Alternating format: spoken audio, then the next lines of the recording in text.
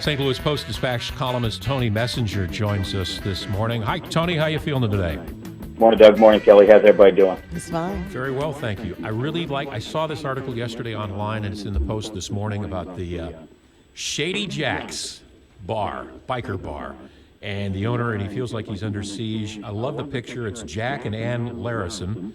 And it seems to me like this guy he's been in the business for a long, long time, and he's got a saloon. It's, I guess, east of the interstate on, North Broadway, I guess it is. Yeah, it's on North Broadway, and it is just, I took one of my colleagues there for lunch yesterday because he read the column, and it's like, never been to this place, want to see it. It is a little piece of St. Louis. You know, one of the great things about St. Louis is its unique architecture, its history, its old red brick buildings, its unique neighborhoods. Well, this isn't a neighborhood nobody goes to.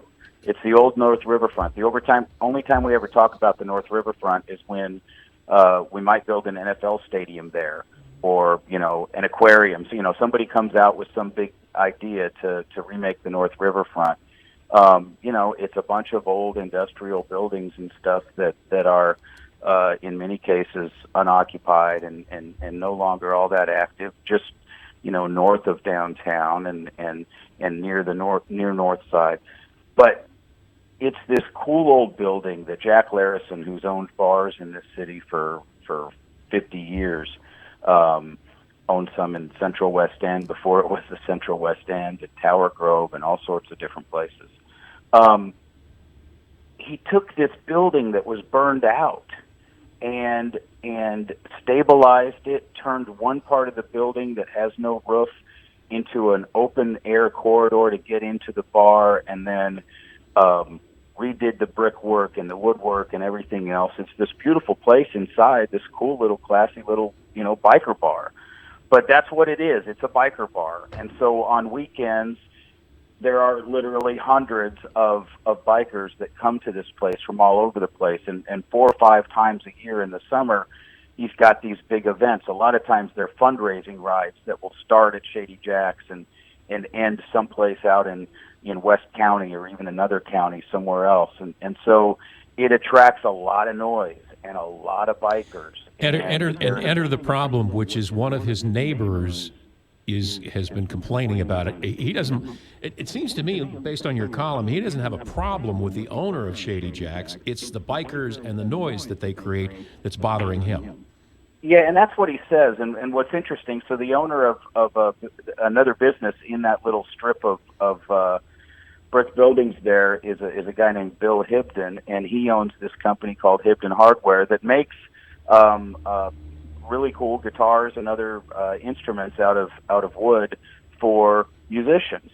And it was funny. My buddy said to me the other day, he says, wouldn't you think that a guy who makes guitars and a guy who runs a biker bar could get along and figure this out? And it makes some sense, but he thinks it's too loud, and he doesn't like the noise. And one of the things that happens is some of the bikers will ride up and down the mostly deserted streets of the North Riverfront, and sometimes they're doing stunts and stuff, and sometimes the cops stop them, and sometimes they don't.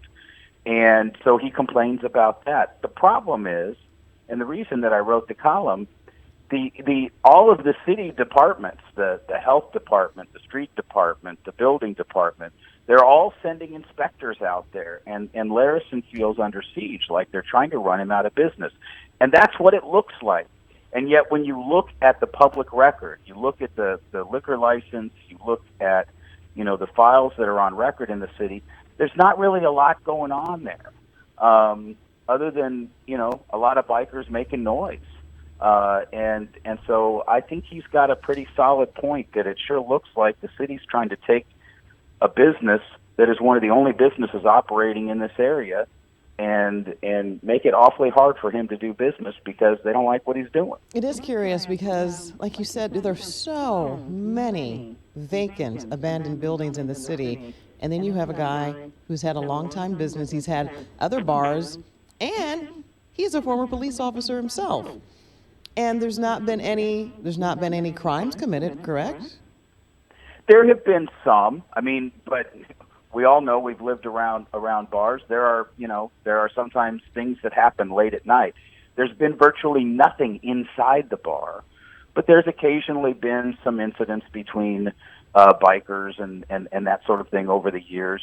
There was a shooting in 2015, 3 years ago, that attracted a little bit of attention, but there's not any sort of rampant crime that shows up in the public record in that area, and that's what makes it curious to me. I think the quote that you came up with from your interviewee, from Jack Larison, was appropriate. There are X number of properties in the city of St. Louis that are abandoned, and if you keep this up, there's going to be one more, which is kind of sad.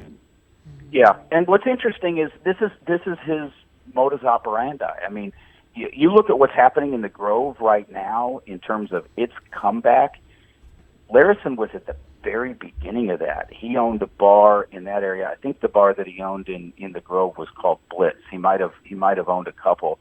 I got emails from folks who have a much longer history than I do in St. Louis, who really appreciated me mentioning some of the old bars that he owned because they were popular in the 60s and 70s and whenever. But he absolutely has taken some old buildings in various parts of the city and kept them alive and put businesses in there and run little neighborhood saloons. And, this is a unique place. This is a place that is much more well known outside of St. Louis than it is in St. Louis. I was talking to Jack when I first interviewed him, and I talked about a place near where I used to live in Evergreen, Colorado, called the Little Bear.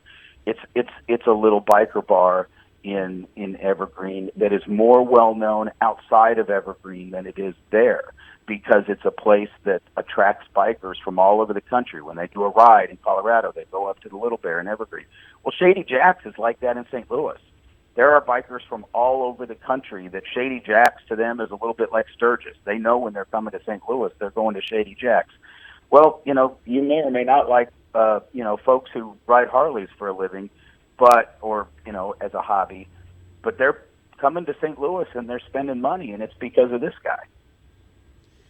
Interesting. It's a great story, and as you say, it's part of the mosaic that is the city of St. Louis, and it's also good for you to get that out there because over the next couple of days, we know what's going to be happening and where your attention is going to lie. In fact, it appears all that the governor ratings all the time. Yeah, well, and the governor is apparently showing up at the courthouse right now, so we'll have more on that coming up. As always, Tony, thank you so much for the time. Good to talk.